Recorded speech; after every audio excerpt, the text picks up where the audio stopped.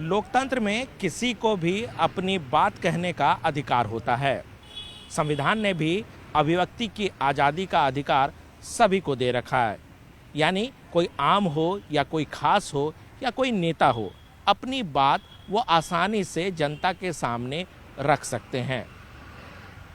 सवाल सिर्फ ये है कि जो अपनी बात रख रहे हैं वो मर्यादा में हो। यानी अगर कोई भी शख्स मर्यादा में सम्मान के साथ कुछ बात को रखना चाह रहे हैं या रखते हैं तो उसमें किसी तरह की कोई समस्या नहीं है। अब हम बात कर रहे हैं शकील अहमद की। कुछ दिन पहले न्यूज़ 18 नेटवर्क से खास बातचीत एक पॉडकास्ट में उन्होंने राहुल गांधी के नेतृत्व क्षमता पर कई सवाल खड़े किए। शकील अहमद ने बताया कि किस तरीके से राहुल गांधी एक इनसिक्योर नेता हैं। इसके साथ साथ राहुल गांधी को लेकर शकील अहमद ने कई बातों को मीडिया के सामने, जनता के सामने रखा। बिल्कुल, मैंने राहुल गांधी, हिंदी में गलत शब्द है लेकिन हमको दूसरा शब्द और समझ में नहीं आ रहा है। डरपोक एक शब्द है, बहुत अच्छा शब्द नहीं है मगर मैं इस्तेमाल कर रहा हूँ। अंग्रेज़ी में थोड़ा उसके लिए अच्छा शब्द है कि राहुल जी से ज़्यादा इनसिक्योर पॉलिटिशियन मेरी नज़र से आज तक नहीं गुजरा। इनसिक्योर हिंदी में बोल दीजिए, ज़्यादा बढ़िया होगा। हाँ, वही कह रहा हूँ ना कि हिंदी का शब्द है डरपोक। अब मुझको डरपोक बोलने में ख़राब लग रहा है, जो बात सच्चाई है, इसलिए मैं अंग्रेज़ी बचाती है कुछ इज्जत, तो मैं ये कहता हूँ कि राहुल जी को हर मजबूत कांग्रेसी से उनको अपने को थ्रेटन फील करते हैं। उनको लगता है कि ये जब अलग होगा हमसे तो हो जाएगा। तो आप पूछिएगा कि भाई कांग्रेस चलेगी कैसे, मजबूत कैसे होगी, आपके दिमाग में किसी का भी दिमाग में होगा। तो उनका एक सेट गोल है कि मोदी जी से इस मुल्क के लोग जब नाराज़ होंगे तो मेरी तरफ आएंगे।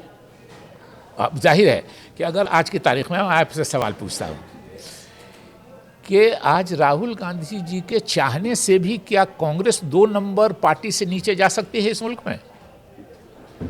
पहले हम लोग 1 नंबर पर थे, आजकल बीजेपी 1 नंबर पर है, हम लोग 2 नंबर पर आ गए हैं। लेकिन अगर राहुल गांधी जी भी चाहेंगे तो हम लोग 2 नंबर से नीचे तो नहीं जा सकते हैं। नीतीश जी एक स्टेट के नेता, लालू जी एक स्टेट के नेता, चंद्रबाबू नायडू जी एक स्टेट के नेता, स्टालिन साहब एक स्टेट के नेता, उमर अब्दुल्ला, फारूक अब्दुल्ला साहब एक स्टेट के नेता, अखिलेश यादव जी एक स्टेट के नेता, ये सारे एक स्टेट के नेता हैं। एक से ज़्यादा स्टेट में 2 ही पार्टियां हैं, बीजेपी और कांग्रेस। वो रेस में बोला, एक आदमी आया घर पे और बोला कि पिताजी मैं रेस में 2nd पोजीशन पर आया।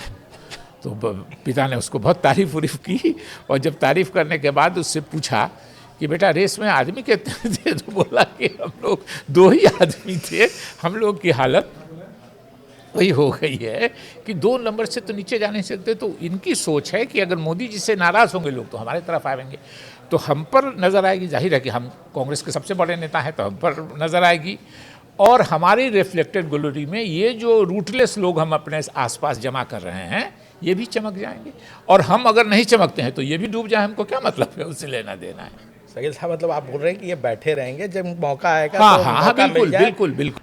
शकील अहमद ने अपनी बात को बहुत ही तरीके से रखा। जाहिर सी बात है, शकील अहमद कांग्रेस के एक दिग्गज नेता के तौर पर जाने जाते थे। ये भी सच्चाई है कि बिहार विधानसभा चुनाव के वोटिंग से के ठीक बाद शकील अहमद ने पार्टी छोड़ दी।